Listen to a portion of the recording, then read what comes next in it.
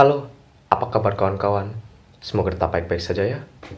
Perkenalkan, nama saya Hafizadian dari kelas 11.1, nomor absen 16. Di sini saya akan membawakan sebuah kisah perjuangan dari seorang tokoh pahlawan nasional Indonesia, yaitu Ernest François Eugene Dousteker. Langsung saja.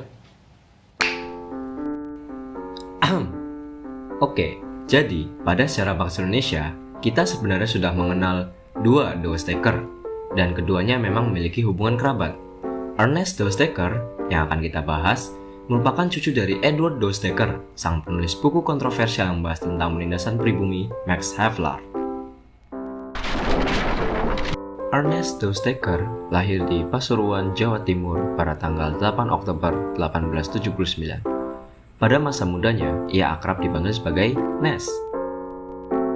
Nes muda mengenyam pendidikan dasar di Pasuruan, sampai akhirnya dilanjut di Koning Willem III School, salah satu sekolah elit di Batavia. Waduh, elit banget. Setelah lulus, Nes bekerja di perkebunan kopi Sumber Duren. Di situ, ia melihat sendiri penindasan yang terjadi kepada para pekerja kebun. Lama-lama, Nes tidak tahan melihat perlakuan tersebut. Dia bahkan sampai membela para pekerja kebun dan mengalami konflik dengan manajernya, yang berujung dia dipindah tugaskan ke pabrik gula Pajarakan. Namun tetap saja kembali pada konflik yang sama. Akhirnya Nes pun dipecat. Mulai dari sini kita tahu bahwa Nes benci penindasan kepada bangsa pribumi. Saat menganggur, Nes memutuskan untuk ikut dalam Perang Boer Kedua.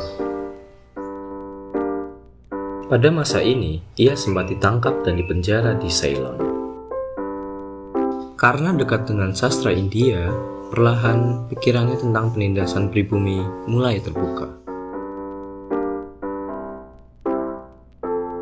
Setelah kembali ke Hindia Belanda, dia bekerja dengan menulis laporan pengalaman perangnya. Lalu ia ditawari bekerja di koran The Locomotive. Dengan kesempatan emas ini, Dousteker langsung menulis banyak kritik tentang kebijakan-kebijakan pemerintah Hindia Belanda.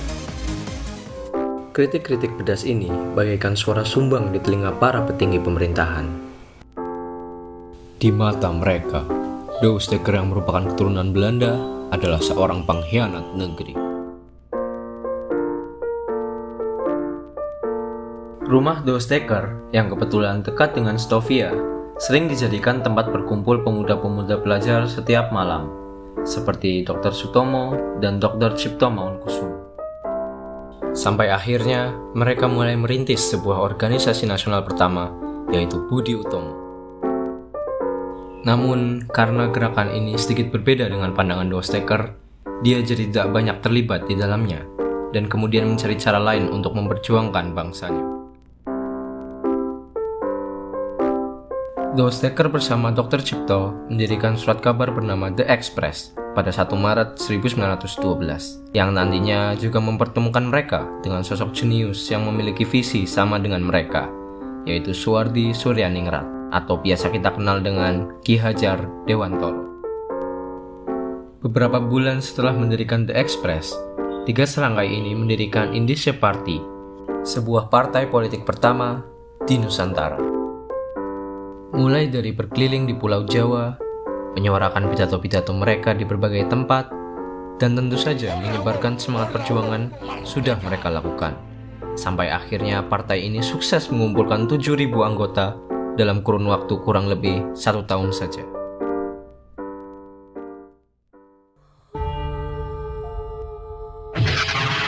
Masa ini merupakan masa-masa suram bagi kehidupan Dousteker. Pada tahun 1913, dia beserta 2 kawannya ditangkap dan diasingkan di Belanda. Karena kritik-kritik mereka di koran The Express, nasib partai yang mereka bangun pun runtuh karena dibubarkan oleh pemerintah. Setelah kembali ke Batavia, ia terlibat dalam beberapa masalah. Namun, Dousteker berhasil melalui semua masalah itu.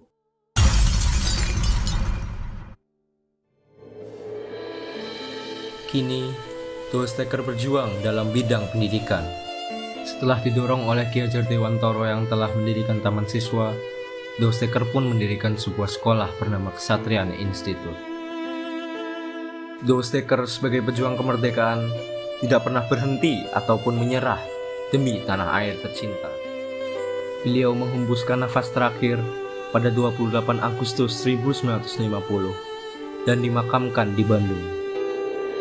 Atas jasa-jasanya, Presiden Soekarno mengeluarkan keputusan Presiden nomor 590 tahun 1961 tentang pengangkatan Dosteker sebagai pahlawan nasional.